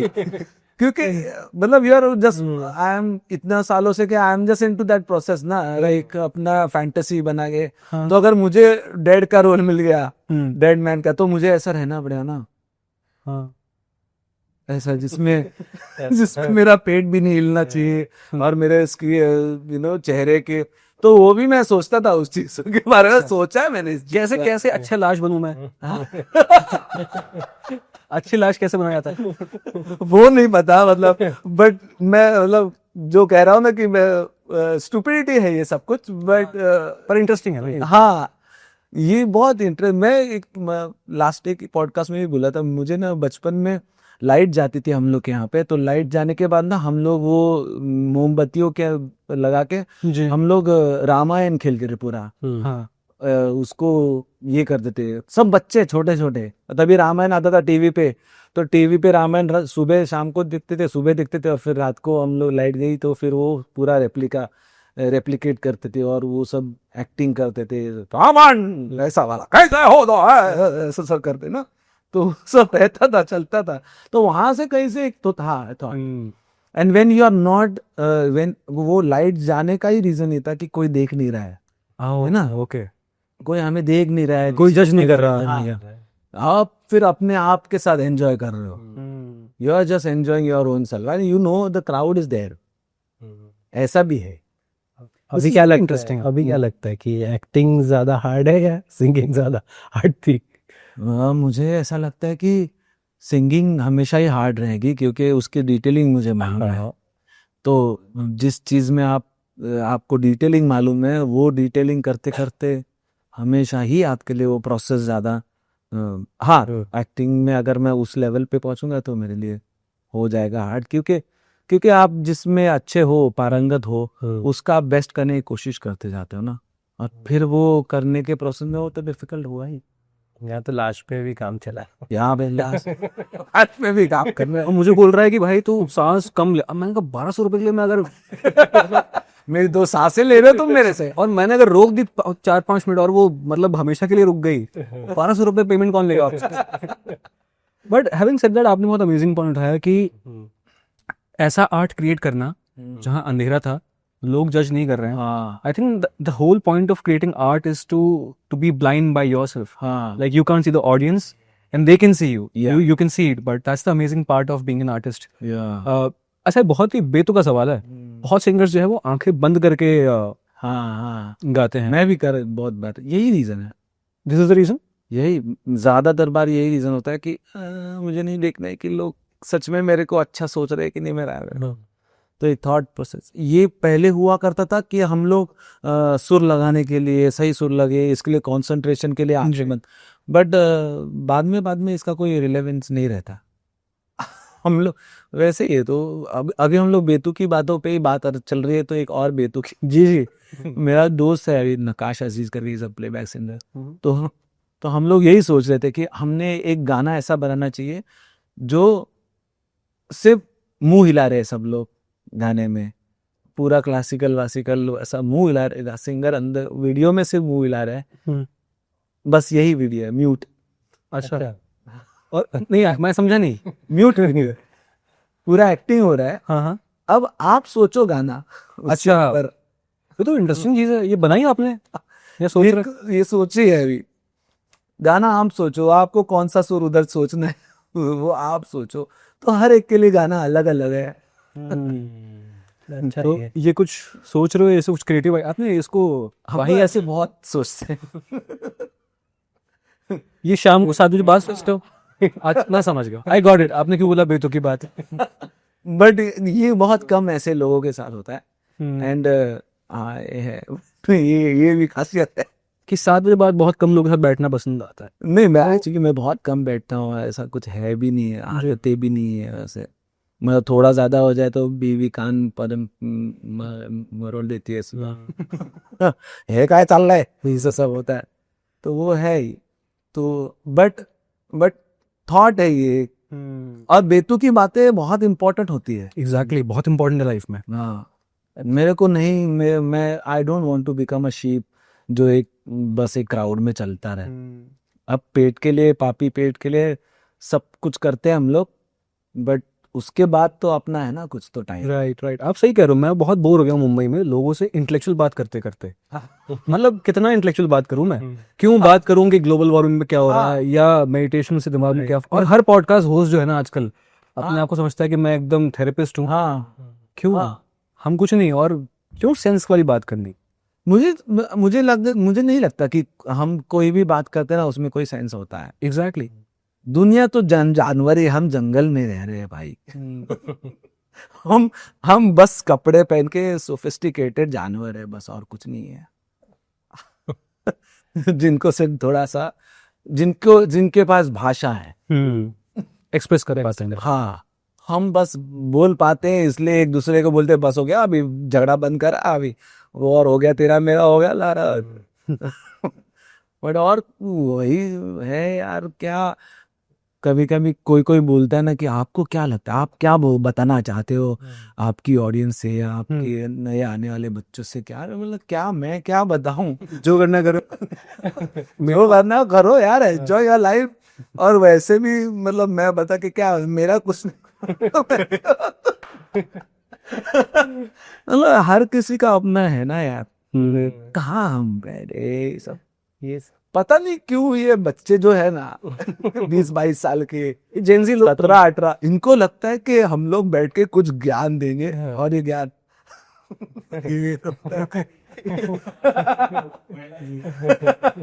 बट ऐसा कुछ नहीं है भाई। कल जब तुम काम करने लगे तो लगा कि यार जो अपने माँ बाप ने बोला हम उसको ये कर रहे हैं, बोल रहे कि ये गलत था। अच्छा, उनके माँ बाप के चीजों को बोल रहे गलत है, तो अभी क्या कोई पॉडकास्टर बैठ के आपको ज्ञान देते थे? पर पता है मजा है उस चीज का। मैं अभी 30 का हो गया हूँ, हमसे छोटा हूँ, बट जब मैं यंग था ना बहुत, तो मुझे लोग ज्ञान देते थे कि तुम लाइफ में ये करो। हाँ। सोचता कि अपने काम से काम क्यों नहीं रखता। अब जब मैं 30 का हूँ ना, हाँ अलग मजा ज्ञान देने का। हाँ हाँ इसको देख के इसको ज्ञान पेल लो, हाँ बुली कर दो इसको। हाँ। अरे मजा है। अभी ये 30 में ना, ये मेरा भी 30 में चलता है ये। पता देखिए, ये इसलिए बोल रहा है एनिमल है हम लोग कि सबका हम लड़कों का सेम है। 30 में मैं भी ज्ञान पेलने के लिए रेडी रहता था, इसको ज्ञान उसको ज्ञान, कोई ओवर साइज हो गया उसको ज्ञान, पतला होना चाहिए, सब ऐसा सब। हाँ, अब 40 में आ गए तो अभी मैं ही मैं हूँ। मेरे को ना तुम्हारी जरूरत, ना मेरे को मेरी अपनी जरूरत है। I am happy with my own self. और कोई भी चीजें बुरी हो रही है तो भी मैं बोलता हूँ कि ठीक है यार, दुनिया ऐसी है। तो I think it is part of involvement. अभी कुछ नहीं है अपने हाथ में, कुछ नहीं हुआ। मैं 2005 की समर वेकेशंस इमेजिन नहीं कर सकता अभिजीत सावंत के बिना। मुझे याद है कि वो शादी के अंदर I used to wear white and blue, white blazer blue, because it was from Mohabbatein लुटाऊंगा। जी जी जी। और वो गाना सोनी पे काफी आया था बैक टू बैक। मेरे पिताजी लाइक वो गुनगुनाते थे। हाँ, तुम मेरे बचपन की यादों में आप हो। I think because of you, I think बहुत सारी अमेजिंग मेमोरीज हैं। और मैं वो 2005 की समर वेकेशंस आपके बिना इमेजिन नहीं कर सकता। It's like a dream come true sir. So thank you so much for taking out time. और थैंक यू सो एक चीज़ जो मैंने इस पॉडकास्ट से सीखी है, और मैं आपसे एग्री भी करूंगा, कि दिल्ली की लड़कियां अमेजिंग तो होती है सर.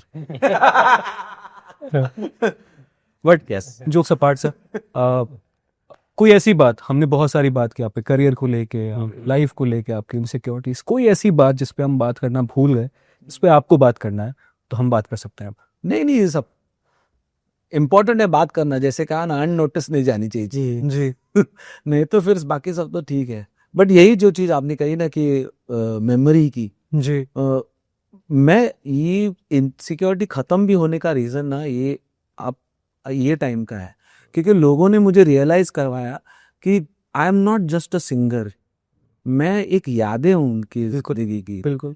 और खासकर उन लोगों की जो तभी ग्रो हो रहे थे, अपने अपने आप को ढूंढ रहे थे करियर करने के, उनके लिए एक इंस्पिरेशन था कि यार ये बंदा भी हम लोग में से ही ऐसा था और आ गया, इधर आ गया, तो हम क्यों नहीं हुए बन सके. और ये ही मेरे लिए सबसे बड़ी चीज भी यही थी कि मुझे ऐसा लगता है कि somewhere I disappoint that crowd, I would have done much better at least for those people जिनके मन में मैंने एक होप जगाई थी कि आप भी कर सकते हो, आप भी बन सकते हो, आप होंगे, है ना. अगर मैं अच्छा कर लेता तो वो होप जो है ना वो और बड़ी हो सकती थी और अच्छा हो सकता. सर मेरी कोई हैसियत नहीं इस पे बात करने की, बट सक्सेस जो है काफी सब्जेक्टिव होती है. हाँ और ऑनेस्टली बताऊं, आपने कहा कि आप डिसअपॉइंट हुए क्योंकि आपने पहले एक बहुत सारा नाम कमाया, आपने बहुत सारे लोगों को ड्रीम्स देखना सिखाया, उसके बाद आपके हिसाब से आपको लगा कि आपने वो चीज़ डिसअपॉइंट किया आपने अपने फैंस को. मैं ऑनेस्टली बोलूँ सर, आई थिंक मुझे वो आर्टिस्ट पसंद आते हैं जो मुझे रोज़ नहीं दिखते, जिनकी एक इमेज है, मेमोरी है, और वो हमेशा वो मेमोरी स्वीट रहेगी. करेक्ट. तो मैं आपको ऑनेस्टली कहूँ तो आप भले ही आपने उसके बाद अगर आप ग्रैमी भी जीत जाए, मेरे लिए वही इनोसेंस वाला अभिजीत सावंत हमेशा जिंदा रहेगा. और आई थिंक मैं बहुत चीज़ों से इत्तेफाक नहीं रखता हूँ. सक्सेस बहुत सब्जेक्टिव चीज़ है सर. तो उसके बाद हुआ नहीं हुआ, चीज़ें वैसी हुई नहीं हुई, पर वो जो मोमेंट आपने क्रिएट किए, it was an inspiration for me and for your fans watching us in this country. Right. So kudos to you. जिस हिसाब से आपने आपकी जर्नी के बारे में बताया, आपने जिस तरीके से बात की, बहुत लोग बचते हैं. तो आई थिंक ये भी, I think art comes from life, how you live life. Right. I think you live life very honestly, Yeah. and hence that's why your art is very pure. That's what I think about this. Right. I hope मैं जितना अच्छे से सोचता हूँ, मैं जब art करूँ या आर्ट किसी से है तो वो भी उतनी काबिल हो. जी सर मेरा भी एक भाई कि मैं कॉलेज में जब था, अभी ये इंडियन आइडल में था, उस में मेरे 2 फेवरेट थे मैक्सिमम. एक आप थे, ये नहीं कि आप मेरे सीट पे बैठे हुए इसलिए बोल रहा हूँ. दूसरे थे अमित टंडन. अच्छा. यस, मुझे वो उनका स्टाइल और जिस तरह से, तो वो कॉलेज डेज में उस तरह से, तो मैंने उनको देख के जिम ज्वाइन किया था, पर जिम वाले ने मुझे भगा दिया. तब से वह कि बट यार ऑनेस्टली मुझे ये कट करने का मन नहीं कर रहा है. बहुत मजेदार बातचीत, मैंने आज तक इतनी मजेदार बातचीत नहीं की. अरे सब इतने बंदे बंदे से आते हैं, एकदम बैठते हैं कि ओ अभी तो जाना है, कल शूट है, I am working with Khan साहब, और वो सब बहुत ही वो प्लास्टिक बातें और मेरी टाइट. लाइक एक एक्ट्रेस आई थी अच्छा. कुछ दिन पहले, वो बोलती कि मैं प्लास्टिक की बोतल से पानी नहीं पीती हूँ. कोका कोला की ब्रांड एम्बेसडर है वो. हाँ. और हमने सवाल भी पूछा, बाद में रिक्वेस्ट किया प्लीज एडिट. और वो पीआर टीम, एक तो पीआर इससे सॉरी, बट हम अब हो गए.